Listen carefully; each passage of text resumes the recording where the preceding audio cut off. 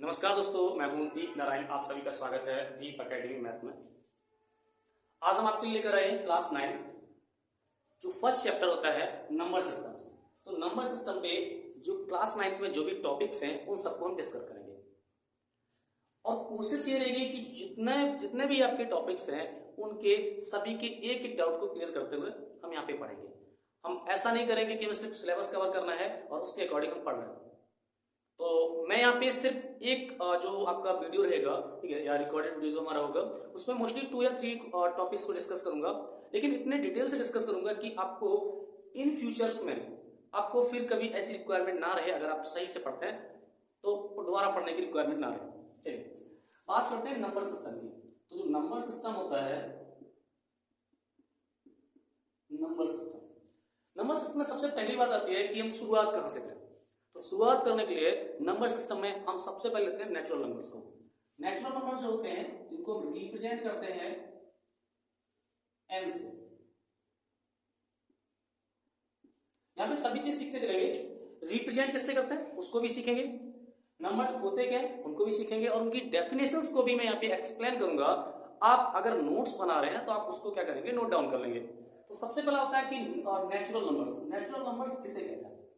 तो natural numbers होते हैं all counting numbers are natural numbers. जितने भी काउंटिंग नंबर्स होते हैं, जैसे कि आप मोस्टली आपको बुक्स में ये डेफिनेशंस मिल जाती है कि all counting numbers are natural numbers. तो इसमें कंफ्यूजन पैदा हो जाती है क्योंकि वहां पे और ज्यादा ब्रीफली नहीं एक्सप्लेन करते हैं। अब मैं समझाता हूं। जैसे कि मान लीजिए कि आपके मेरे हाथ में यहाँ पे एक मार्कर है, क्लियर।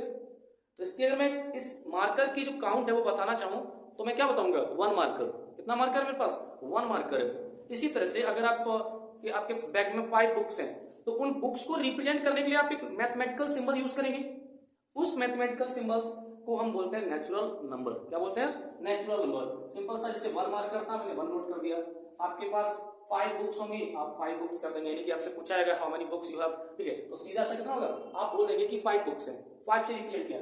तो वो सभी नंबर्स जो किसी थिंग्स को या आर्टिकल्स को रिप्रेजेंट करते हैं वो हमारे कहलाते हैं नेचुरल नंबर्स। तो इनको अगर हम देखें तो ये कह सकते हैं कि ऑल काउंटिंग नंबर्स या 1 2 डॉट डॉट इनफाइनाइट यहां तक जाते हैं, इंफिनिटी तक नंबर्स हो जाते हैं, वो सभी कैसे होते हैं आपके नेचुरल नंबर्स में काउंट किए जाते हैं।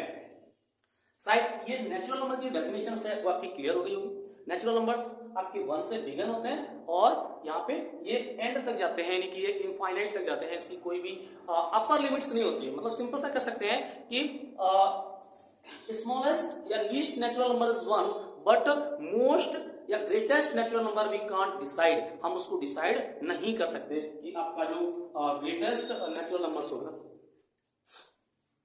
वो क्या होगा, उसको डिसाइड नहीं कर पाएंगे। नेक्स्ट थिंग डिस्कस करते हैं होल नंबर को।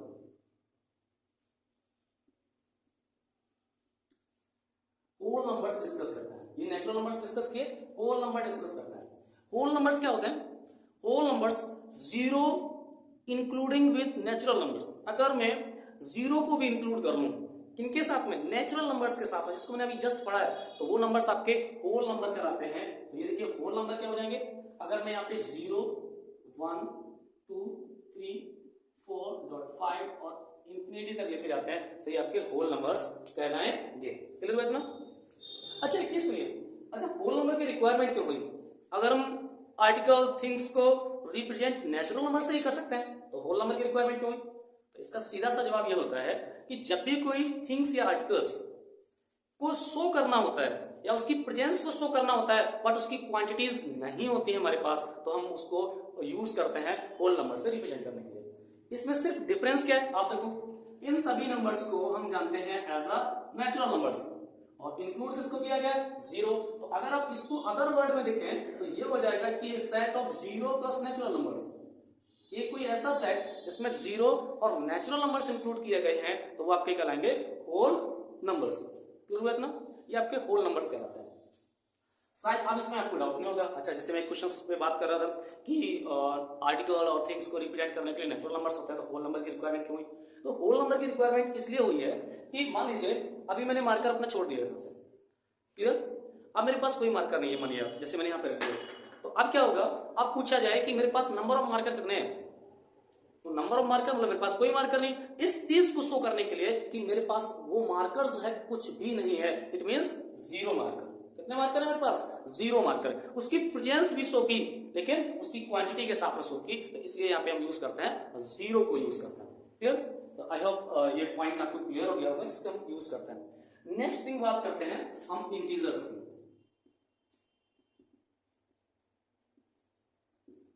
इंटीजर्स क्या होता है? इंटीजर्स की बात करते हैं। तो इंटीजर्स जो होते हैं, ठीक है, नेचुरल नंबर्स या कह सकते हैं whole number with negative integers. अगर मैं यहाँ पे बात करूं, जैसे कि जो आपके इंटीजर्स होंगे वो नेचुरल नंबर तो होंगे, होल नंबर तो होंगे। होल नंबर कहां से होते हैं? 0 1 2 3 4 5 डॉट डॉट इनफाइनाइट तक यहां से शुरू होते हैं। बट यहाँ पे क्या होगा कि इसमें नेचुरल नेगेटिव नंबर्स भी यहाँ पे यूज होंगे। तो अगर बात करें जैसे कि -∞, यहाँ पे मैं और भी नंबर नोट कर लेता हूँ डॉट डॉट करके, -2 -1, इस तरह के नंबर्स। तो ये नंबर्स का सेट जो है ये आपका कहलाएगा इंटीजर्स। क्या कहलाएंगे? इंटीजर्स कहलाएंगे। क्लियर हुआ इतना? अच्छा, एक चीज होती है कि इंटीजर्स को रिप्रेजेंट करने के लिए जेड का यूज करता है। और इंटीजर्स के टाइप भी होते हैं। इंटीजर्स मोस्टली 2 टाइप्स के होते हैं, बट हम उसमें 3 टाइप भी इंक्लूड कर लेते हैं। Positive integers, negative integers and third one is neutral integers. मतलब जिसको हम ना तो पॉजिटिव साइड का मानते हैं ना ही नेगेटिव मानते हैं, जैसे लाइक जीरो आपकी न्यूट्रल इंटीजर्स है, क्योंकि उस पे कोई जो साइन होते हैं, जो प्लस माइनस का साइन होता है, उसका कोई भी इफेक्ट नहीं पड़ता है, वो न्यूट्रल होता है। तभी आपने ऐसे +0 या फिर -0 को लिखा नहीं देखा होगा, ठीक है, एज ए इंटीजर्स के फॉर्म में। वो सिर्फ इंडिपेंडेंट आपकी क्वांटिटीज होती है या सिंबल्स होता है जिसको हम रिप्रेजेंट करते हैं। तो जेड से रिप्रेजेंट करते हैं। और जेड जो है, ठीक है, एक लैटिन वर्ड होता है, ठीक है, जेलेन, ठीक है, जेलेन।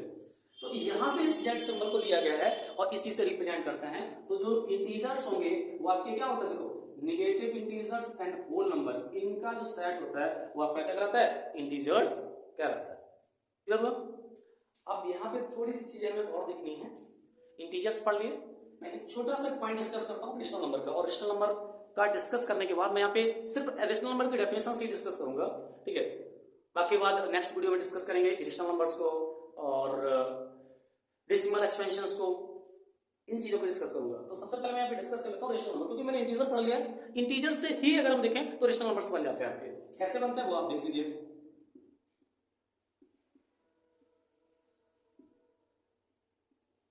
रेशनल नंबर्स एक छोटी सी डेफिनेशंस होती है जो मोस्ट ऑफ द बुक्स में मिलती है, मोस्ट ऑफ द बुक्स में मिल जाती है।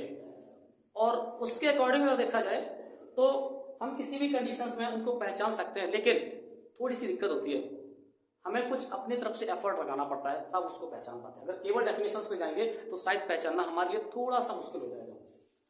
बात करते हैं सिंपल सी डेफिनेशंस बुक में आपको ये मिलती है, a number which we can write in the form of p upon q, which we can write in the form of p upon q। मैं यहाँ पे डेफिनेशंस राइट नहीं करूंगा, लेकिन मैंने यहाँ पे बोला है, आप उसको अगर नोट्स बना रहे हैं तो उसमें लिख सकते हैं, a number which we can write in the form of p upon q। कोई भी एक नंबर है जिसको p अपॉन q के फॉर्म में हम राइट कर सकते हैं।